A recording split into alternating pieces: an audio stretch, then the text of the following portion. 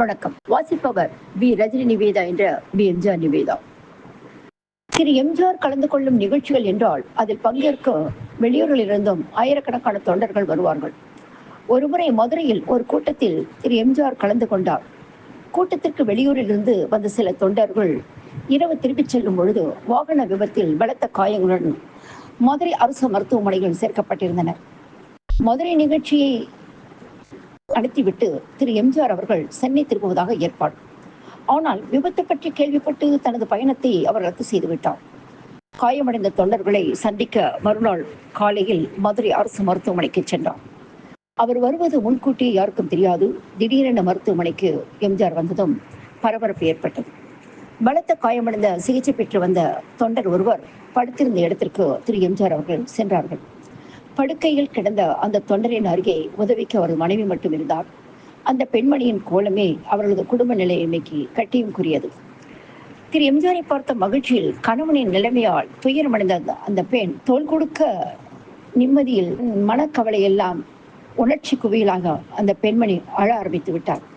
ஐயா, எப்ப பார்த்தாலும் உங்க பெயரையும் பெருமையும் சொல்லிக்கிட்டு இருப்பாருங்க ஐயா, அவருக்கு இப்படி ஆயிடுச்சேன்னு சொல்லி கதறினார். கிழிந்த ஆடையுடன் பரிதாபமாக காட்சியளித்த அந்த பெண்மணியின் கதறலை கண்டு திரு எம்ஜிஆர் அவர்களின் கண்கள் கலங்கின. கவலைப்படாதம்மா, உன் கணவருக்கு ஒன்றும் ஆகாது, எல்லாம் சரியாகிவிடும், நான் இருக்கின்றேன் என்று ஆறுதல் கூறினார். அந்த வார்டில் இருந்த மருத்துவரிடம் தொண்டரின் உடல்நிலை குறித்து விசாரித்து அவருக்கு நல்ல முறையில் சிகிச்சை அளிக்குமாறு கேட்டுக்கொண்டார். மருத்துவரிடம் பேசிவிட்டு அந்த தொண்டர் படுத்திருந்த கட்டில் அருகே சென்ற திரு எம்ஜிஆர் அவர்கள் அவரது தலையை தடவி கொடுத்து கையை இறுக பற்றி, நீ எதற்கும் கவலைப்படாத, மருத்துவரிடம் சொல்லியிருக்கிறேன், இன்னும் நீ சில நாட்களில் வீடு திரும்பிவிடலாம், தைரியமாக இரு என்றார்.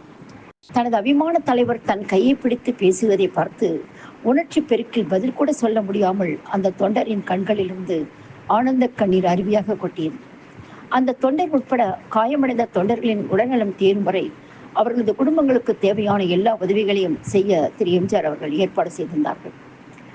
இதற்காகத்தான் அவரை பொன்மனச் செம்மல் என்கிறார்களோ? உங்களுக்குன்னு சொத்துக்களை சேர்த்து வச்சுக்கணும்னு எண்ணம் இல்லாம இப்படி வாரி வாரி வழங்கிட்டு இருக்கீங்களே, அதற்கு என்ன காரணம் என்று கேள்வி கேட்க, சொத்துக்கள் கடைசி வரை நம்மிடையே இருக்கும்னு நினைக்கிறது தப்புங்கிறது என் கருத்து.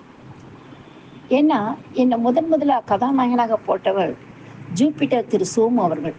ஒரு காலத்தில் இந்த ஸ்டுடியோ, அதாவது சத்யா ஸ்டுடியோ, அவருக்கு சொந்தமா இருந்தது. அவர் எதிரில வந்து நிற்கவே நாங்கள் பயப்படுவோம். இப்போ இதே ஸ்டுடியோவுக்கு நான் பங்குதாரராக இருக்கேன். என்னை விட அனுபவத்திலும் ஆற்றலிலும் பன்மடங்கு உயர்ந்தவரான அவருக்கே அப்படி ஒரு நிலைமை என்றால் நான் மட்டும் எத்தனை நாள் இந்த ஸ்டுடியோவுக்கு முதலாளியாக இருந்தேன்? எனக்கு இது புரியுது. ஆனால் சில பேர் சட்டத்தின் பாதுகாப்பு நமக்கு இருக்குன்னு சொத்தையும் சுகத்தையும் சேர்த்து வச்சுக்கிறாங்க. நம்ம பாதுகாப்புல இல்லாதது சட்டத்தின் பாதுகாப்பில் எத்தனை நாள் வாழ்ந்துட முடியும்? அது மாத்திரமில்ல, இந்த செல்வம் எல்லாம் யார் தந்தது? அதாவது மக்கள், ரசிக்க பெறும் மக்கள், அவர்கள் தந்தது தானே. அவர்கள் தந்ததிலிருந்து தான் நான் தருகிறேன்.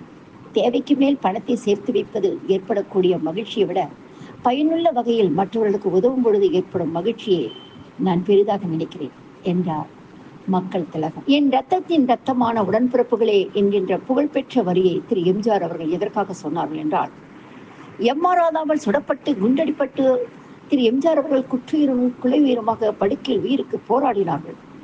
அவர் பால் அளப்பரியா பாசம் கொண்ட ரசிகர்கள் ஆயிரக்கணக்கானோர் ரத்தம் கொடுக்க தங்கள் பெயரை பதிவு செய்தார்கள். ஆனாலும் அவருக்கு பொருந்திய சிலரின் ரத்தம்தான் அவருக்கு ஏற்கப்பட்டது, ஏற்றப்பட்டது, தர பிடித்தது. தனக்கு புத்துயிர் தந்த தொண்டர்களே அவர் எப்பொழுதும் நினைவில் வைத்துக் கொண்டு எப்பொழுது பேசினாலும் தவறாமல் பேச்சின் துவக்கத்திலேயே அப்படித்தான் அழைப்பார். என் ரத்தத்தின் ரத்தமான உடன்பிறப்புகளே என்று கரவொலி விண்ணை பிளக்கும். இதுதான் புரட்சி தலைவரின் பொன்மனச் செம்மலின் மக்கள் திலகத்தின் மாண்பு. வணக்கம். வாசித்தவர் பி. ரஜினி நிவேதா என்ற பி. எம்ஜிஆர் நிவேதா.